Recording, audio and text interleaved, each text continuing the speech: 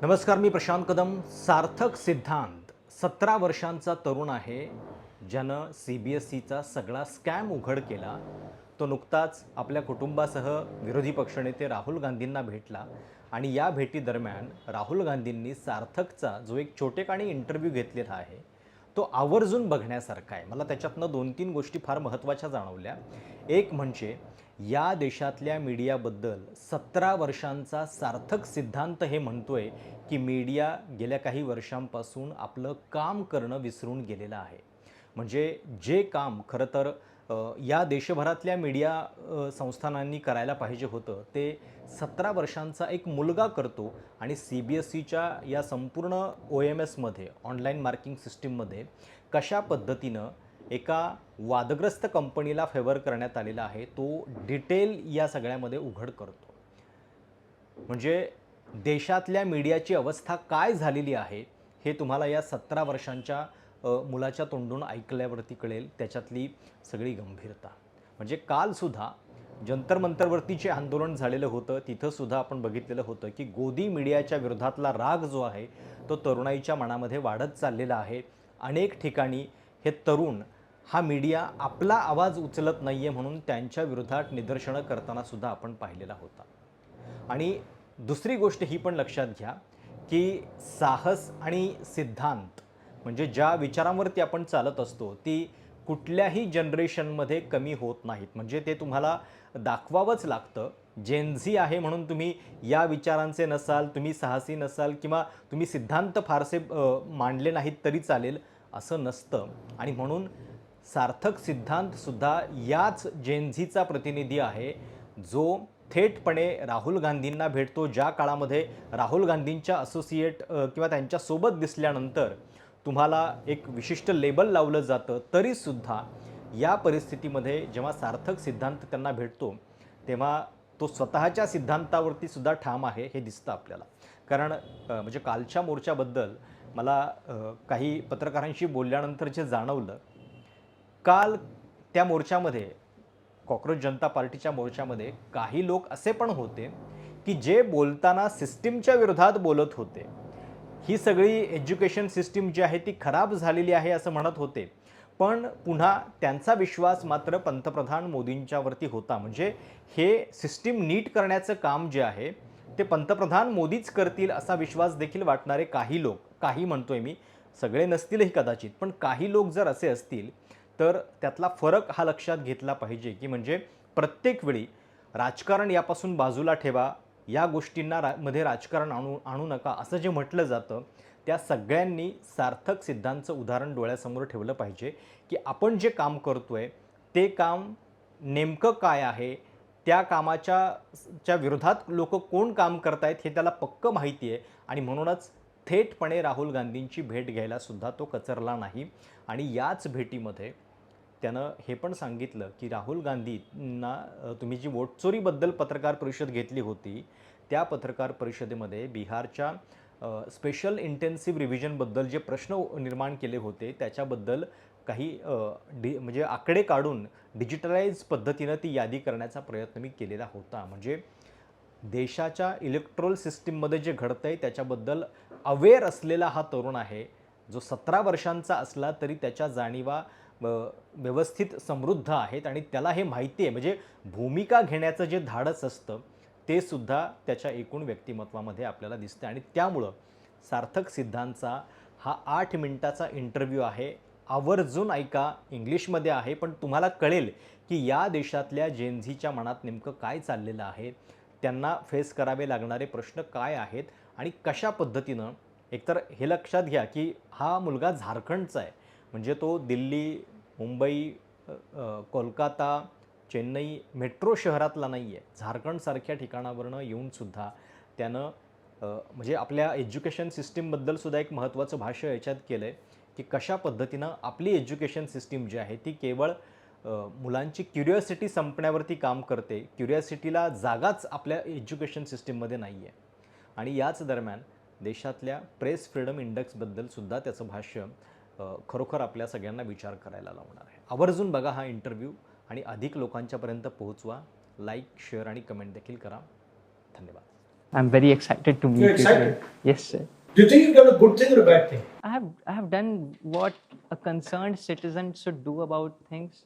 Every person should have the civic sense, at least, to read through things and at least try to make the system transparent, even if it is not. It is our country, sir. Even if it is not better, it is our responsibility to constantly make it better. How did you think this through? What happened? So, Nisarg Adhikari, he's the ethical hacker that hacked CBSE's OSM portal. Once he was in a group chat with me, he was sending me vulnerabilities of the CBSE's OSM portal. And I noticed all of them were from OnMark. OnMark is Coempt EduTech's online solution for OSM evaluation. So I started digging more into it. He started sending me of more universities. So all the universities that use OnMark, also GTU, these universities started having vulnerabilities in their OSM system.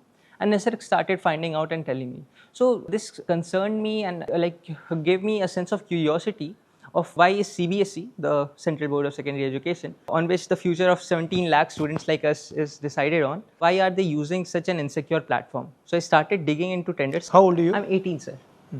So if an 18-year-old guy operating alone can find a loophole in a system which is working for millions of kids, there's a problem. Why do you think such a big system, like you care about it? You're saying, I'm a student, I'm 18-year-old, and there are millions of students in this country who maybe might not have the skills that you have to do ethical hacking, but they also feel that, we want a fair exam system, we want our abhyas to be judged properly. But why do you think that the people who were the decision makers here didn't think that was important? Sir, a reason could be that they are not serious enough about their jobs. If the tender was changed 3 times and the rules were rewritten, and only then the contract was awarded to Coempt EduTech, and then they still didn't conduct proper security audits. They did not do good security audits to find vulnerabilities, and they changed the rules. They rewrote the rules so many times. I think they either like the company, they either like the Coempt EduTech thing, or they are not serious enough about our future. I like something you said just now, which is that I'm curious. Yes, sir. And my experience is that the Indian education system systematically tries to kill curiosity in children. That is true. Every day, what it is trying to do is trying to tell you, listen, remember this, don't be curious, don't ask questions. So how does curiosity survive in you? Where did it come from? How come it's surviving? Because I think this is, to me, I'm curious, and I think curiosity about all things is very important. So how do you defend your curiosity in such a situation? So that is very true that the Indian education system does kill curiosity of the children. For me to stay curious, I have to have an upbringing like this, the one I had. So was it your mom or your dad? Both of them. How? Both my mother and father were computer engineers at one point. Oh, you're a computer engineer? At one point she was, then she shifted to education. I don't know how they did it, but they gave me a rational approach to life, and that raised curiosity in me as well. So आपने ये अपने दोस्त से ये लिया और फिर शुरू कर दिया ये? I saw that there were 3 tenders. Like 3 tenders were issued before they actually selected a service provider. I saw this is a Where did you find this? After Googling things. Right. I did not find it on the GEM portal, which the government should have given out to. I scraped all 576 tenders that CBSE has ever issued, but I could not find it there. So I started Googling things and I found like 2 tenders, and then there was another tender that was registered before it. So I discovered that the first tender came out in February. Then the second tender came out in May. The third tender came out in August. 3 tenders to decide a vendor is already a suspicious behavior in itself. Can you give me an example of one or two of those? I'll give you an example of where it was changed 3 times. So there was a clause in the initial request for proposal. It was of record of poor performance. The service provider would be disqualified if they have a record of poor performance. Coempt EduTech has poor performance. In 2019, in Telangana State Board examinations, intermediate examinations, 23 students killed themselves because of it. So in 3 months they decided that we need to change this clause. We need to remove this. The first tender was issued, it was cancelled. The second tender was issued, it was cancelled.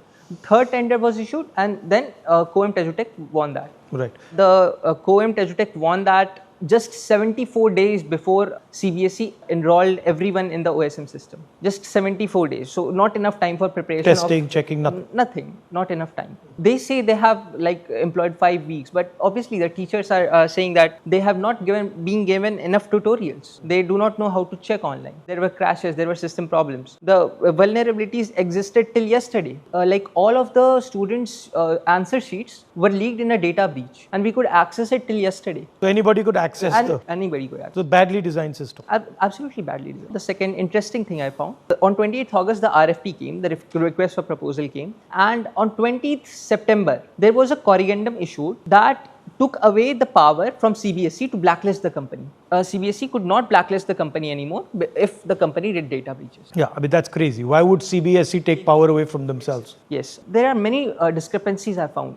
These are just, I mentioned two. So did you expect this thing would take off in the way it did? I did not expect this to take off because I frankly do not trust the media anymore. I do not trust the journalists to delve deeper into this. But isn't it amazing that you are doing the job of a journalist? You're doing what investigative journalists should be doing is what an 18-year-old boy is doing. And these people are employed, they get paid, they have years of experience, and they are just not doing their thing. They're just not doing their job. I would say that the media forgot how to do its job after a certain time.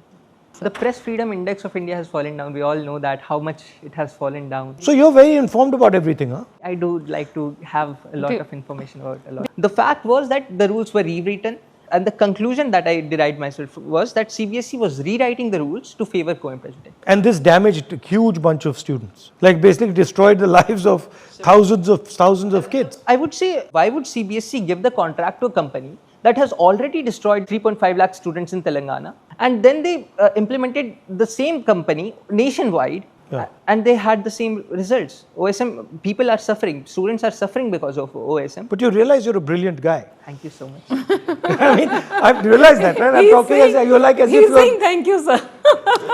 What is your plan? So I really want to get into civic technology because you must remember that about a year ago, you had a press conference on vote chori and things. So I started digitizing all the SIR records, and I did a good job in the Bihar SIR thing. I digitized all the 2.3 crore voter records.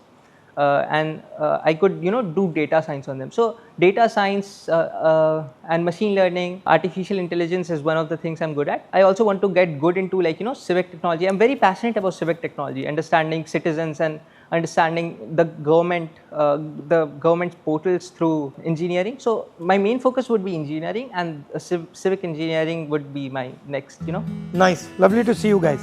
And I'm very, very happy that you've done what you've done. And don't let anybody disturb you.